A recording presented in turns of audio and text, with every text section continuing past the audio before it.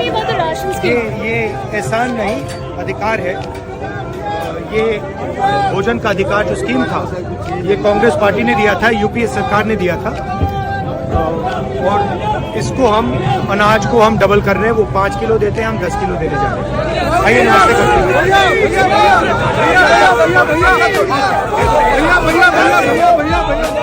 चुनाव समझता हूँ। 20 साल से मैं स्वयं चुनाव लड़ रहा हूँ। कुछ समय पहले हमें दाल में काला लगा। चुनाव के नतीजे आते थे, मूड एक तरीके का होता था, रिजल्ट दूसरे तरीके का। हमें लगा कुछ ना कुछ गलत हो रहा है। 2018 में मध्य प्रदेश में चुनाव होता है, हम जीतते हैं। हमारी सरकार चोरी हुई थी। 2023 में चुनाव होता है, मैंने अपने आंखों से भारत जोड़ो यात्रा में देखा, भयंकर एंटी इनकम्बेंसी, और हमें 65 सीट मिलती है। इम्पॉसिबल, हो ही नहीं सकता। और फिर महाराष्ट्र में पहली बार हमें सबूत मिला। विधानसभा और लोकसभा के बीच में जादू से नए वोटर आते हैं, और जहां भी इन नए वोटर्स ने वोट किया, वहां वोट बीजेपी को गया। महाराष्ट्र चुनाव के बाद जब हमें डाउट हुआ और हमने इलेक्शन कमीशन से कहा कि आप हमें वोटर लिस्ट दीजिए, वीडियो रिकॉर्डिंग दीजिए, इलेक्शन कमीशन ने मना किया। इसके बाद हमने एक टीम सेटअप की। हमारे पास अनलिमिटेड रिसोर्सेज नहीं, इसलिए हमने ये रिसर्च सिर्फ एक लोकसभा में, एक विधानसभा सीट में की। मगर मुझ में अब पूरा भरोसा है कि ऐसी 100 से ज्यादा सीटें हैं हिंदुस्तान में। जो यहाँ हुआ है, उन सीटों में भी हुआ है। इलेक्शन कमीशन जानता है कि हमने उनकी चोरी पकड़ ली है, इसीलिए SIR आया है। ये SIR जो है इंस्टीट्यूशनलाइज चोरी है, ये मत भूलिए। टाइम आएगा, हम आपको पकड़ेंगे, बचने वाले नहीं। It is critical that we expose voter चोरी। पोल खोलूंगा, पूरे देश के सामने पोल खोलूंगा और पूरे देश को बताऊंगा कि कैसे तुम महाराष्ट्र चुनाव जीते, कैसे तुम हरियाणा चुनाव जीते और किस तरह से तुम चुनाव जीतते हो। ईमानदारी से चुनाव नहीं जीतते तुम लोग।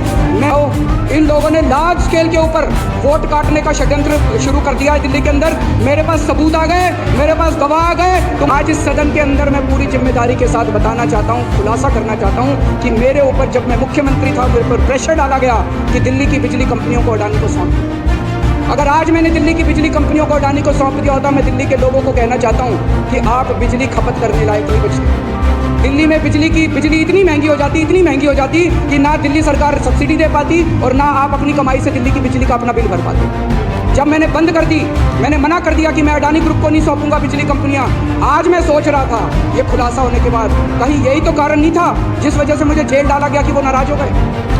ये भी वो लोग को चैलेंज करके बोलता हूँ, चुनाव के पहले तुम ऐलान कर दो कि अगर तुम्हारी सरकार बनती है, तुम अडानी को दिल्ली की बिजली कंपनियां नहीं दोगे। जैसे ही दिल्ली में सरकार, अगर गलती से इनकी सरकार बन गई, अगर दिल्ली के अंदर लोगों ने बीजेपी को वोट दे दिया, सबसे पहली कैबिनेट मीटिंग के अंदर ये दिल्ली की बिजली कंपनियों को अडानी को सौंप देंगे और दिल्ली में लोगों को बिजली इस्तेमाल करनी मुश्किल हो जाएगी। लोगों की पूरी तनख्वाह बिजली का बिल भरने में निकल जाएगी। बीजेपी पार्टी का मैं दीवाना आदमी हूँ, दीवाना। उसके पीछे का कारण सुन लेना, ये पांडाल हिलने लग जाएगा साहब। दीवाना आदमी हूं क्योंकि कांग्रेस कहती है पंजे का बटन दबाओ हमको जिताओ, समाजवादी पार्टी कहती है साइकिल का बटन दबाओ हमको जिताओ, शिवसेना हमारे यहाँ कहती है धनुष बाण के बटन दबाओ हमको जिताओ, राष्ट्रवादी कहती है घड़ी का बटन दबाओ हमको जिताओ। बीजेपी ऐसा कहती ही नहीं है, वो कहती तुम कोई भी बटन दबाओ।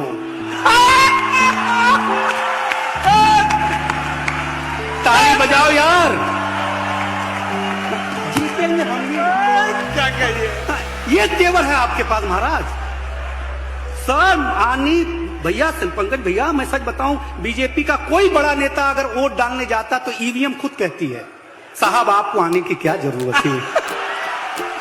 आप कह देते हम खुद ही पड़ जाते, इसमें क्या टेंशन बना रहा। क्या इज्जत है आप लोगों की महाराज, मतलब जलवा है आप लोगों का यार। जिस रेलवे स्टेशन पे चाय बेचने का नाम लेके लोगों से हमदर्दी ली, वोट पाई, तो हमारे जैसे किसी नागरिक ने रेलवे में एक चिट्ठी डाली, सूचना अधिकार, कि ये रेलवे स्टेशन कब बना। अब उस अधिकारी को तो पता नहीं था क्यों पूछ रहे। उसने जवाब में बोला कि 1973 में बना।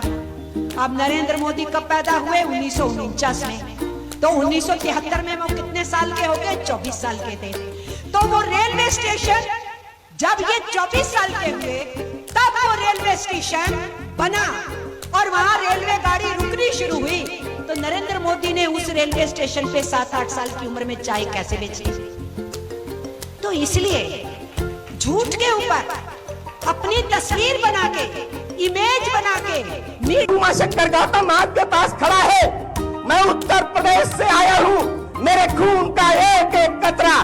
बहुजन समाज के लिए समर्पित है। जब तक जीवित रहूंगा बहुजन समाज के लिए काम करूंगा। ये मेरे कार्यकर्ताओं, आप लोग अगर फोन करते हैं, नंबर हम लोगों का नोट कर लीजिए। अधिकारी और कर्मचारी चाहे कितना बड़ा गुंडा हो, उससे भी मैं ईंट से ईंट बजाने का काम करूंगा। आप लोग फोन से बात करने का काम करेंगे। नहीं है नींव के पत्थर, इमारत तुम नहीं गिराओ, करवट हम भी बदलेंगे, मीनारों संभल जाओ। आप लोगों से सिर्फ।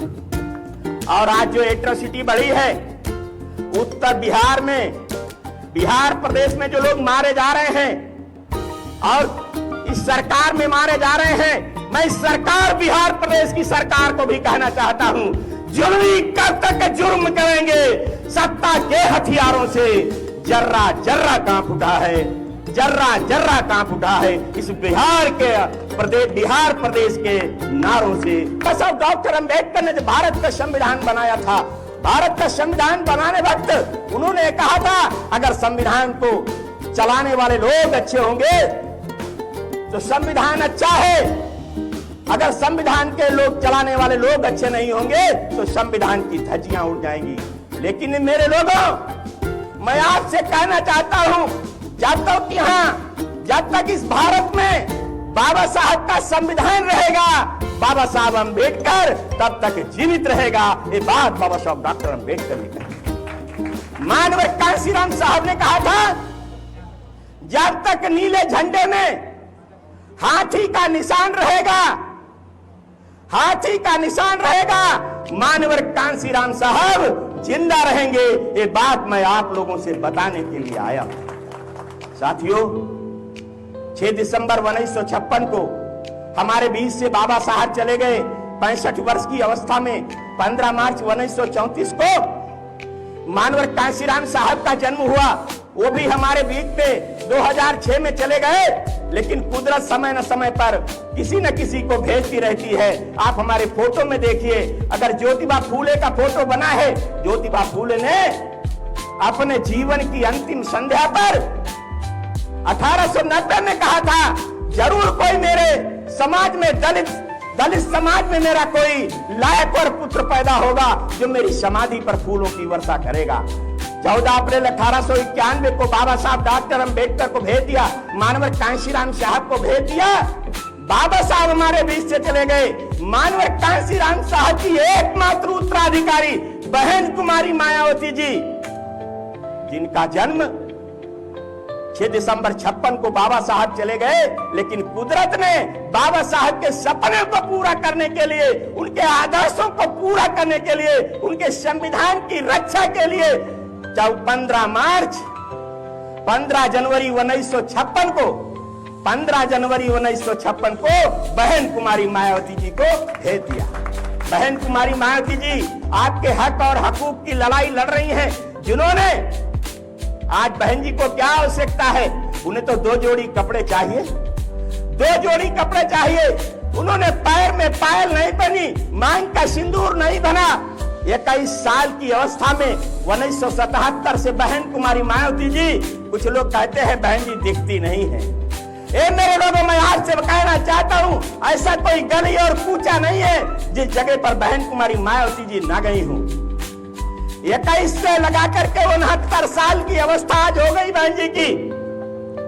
मैं आपसे पूछना चाहता हूं, कहने वाले उन लोगों से पूछना चाहता हूं, आपकी बहन और मां और बेटी अगर 21 साल की होगी, क्या उसको अपने घर से संगठन के काम के लिए आप निकालने देंगे? नहीं निकालने देंगे। लेकिन बहन जी 69 साल में आज भी 20 घंटे आपके लिए काम करती हैं। कैसे इन गरीबों का हौसला बढ़ेगा? कैसे इन शोषित पीड़ित वंचित समाज के लोगों का, उनके भी बच्चे अच्छे स्कूलों में पढ़ेंगे? उत्तर प्रदेश में आपने बहुजन समाज पार्टी की सरकार को देखा है। हमारे साथी कह रहे थे 2-2 बीघा नहीं, उत्तर प्रदेश के अंदर 4 बार बहुजन समाज पार्टी बनी।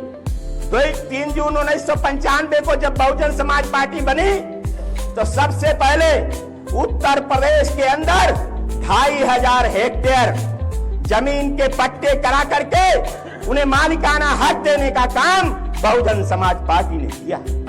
आज यहाँ 3 डिसमिल की बात करते हैं, अभी बताएंगे साथी 3 डिसमिल की बात करते हैं। मैं सिर्फ इतना कहना चाहता हूं, जब बहुजन समाज पार्टी की सरकार थी 17 जून 1995 में बहन कुमारी मायावती जी ने जमींदारी विनाश अधिनियम की धारा 122(b)(4)(f) के अंतर्गत अनुसूचित जाति बैकवर्ड समाज के लोग और वो कमजोर लोग जिस जमीन पर काबिज थे उन्हें मालिकाना हक देने का काम बहन कुमारी मायावती जी ने राजस्व अभिलेखों में कराने का काम किया। आप लोग चाहते हैं अगर बिहार प्रदेश में आप लोगों ने बहुजन समाज पार्टी की सरकार बनाई तो मैं आप लोगों को विश्वास दिलाता हूं, राजस्व अभिलेखों में एक अमेंडमेंट ला करके इन्हें पक्की जमीन दिलाने का काम किया जाएगा। आज जो जमीन पर से हटाने का 88,000 टीचरों की भर्ती की। मैं आज से वादा करता हूं 5 लाख जगह जो खाली है, बैकलॉग जो खाली है, जिस दिन बहुजन समाज पार्टी की सरकार बनेगी 5 लाख लोगों को, युवाओं को नौकरी देने का काम बहुजन समाज पार्टी करेगी। आप चाहते हैं, अभी हमारे साथी बता रहे थे, जिस दिन मेरे घर में बिटिया का जन्म होता था, बिटिया का जन्म हुआ, माता पिता का सर झुक जाता था। बहन जी ने कहा मैं भी एक बेटी हूं, अगर बेटी का जन्म होता है, धन्य है बहन कुमारी मायावती जी जिन्होंने माता सावित्रीबाई फुले योजना चला करके बिटिया का जन्म हुआ उसी दिन उसके खाते में 10,000 की FDR कराने का काम किया। जिस दिन बिटिया 18 साल की होगी लाखों लाख रुपया उसके खाते में आ जाएगा। बिटिया जब पढ़ने के लिए गई 24,000 रुपया और एक साइकिल देने का काम बहन कुमारी मायावती जी ने किया हाई स्कूल में। इसलिए मैं आप लोगों से अपील करता हूं, 88,000 टीचरों की भर्ती की, 48,000 पुलिस कर्मियों की भर्ती की, तब भी बहन जी नहीं मानी, कहा इसमें भी हमारे लोग रह गए। मैं बताना चाहता हूं, गांव का कक्षा 5 पास, गांव का कक्षा 5 पास 1,09,000 लोगों को, 1,09,000 लोगों को नौकरी देने का काम बहन कुमारी मायावती जी ने किया। आज 46,000 रुपया उसके घर में आ रहा है। बताइए मजबूत हुए कि नहीं मजबूत। आज हमारे ब्राह्मण भाई बैठे हैं, मैं इनको भी बताना चाहता हूं, बहुजन समाज पार्टी सर्वजन हिताय सर्वजन सुखाय की बात करती है। छत्री भाई बैठे हैं, बैकवर्ड भाई बैठे हैं, इनको मैं बताना चाहता हूं, जो संस्कृत विद्यालय बंद थे, संस्कृत विद्यालयों में आचार्य की भर्ती कराने का काम बहुजन समाज पार्टी ने किया।